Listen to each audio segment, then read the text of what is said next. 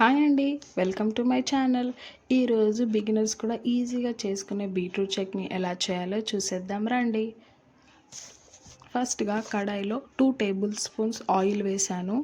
నేను ముందుగా చిన్న చిన్న ముక్కలుగా కట్ చేసి పెట్టుకున్న బీట్రూట్ని యాడ్ చేస్తున్నాను.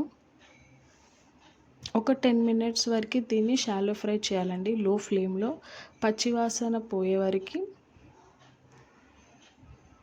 నెక్స్ట్ ఇది మిక్సీ జార్లోకి తీసుకొని పక్కకు పెట్టుకోండి. ఇప్పుడు ఇందులో 2 పచ్చిమిర్చి,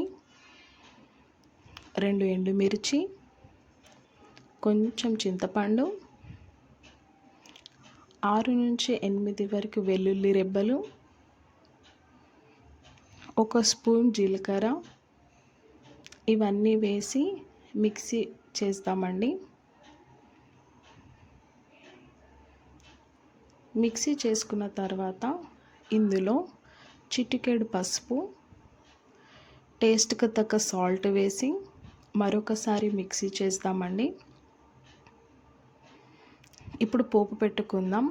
అదే ప్యాన్లో 1 స్పూన్ ఆయిల్ వేసి అందులో 1/2 టీ స్పూన్ జీలకర్ర ఆవాలు వేద్దాం.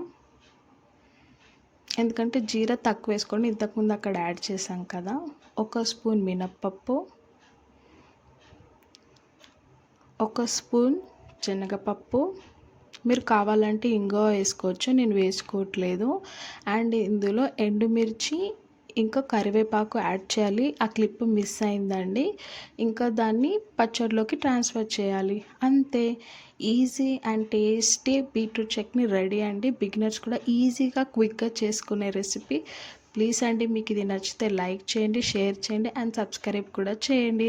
Thank you for watching my channel. Please do support.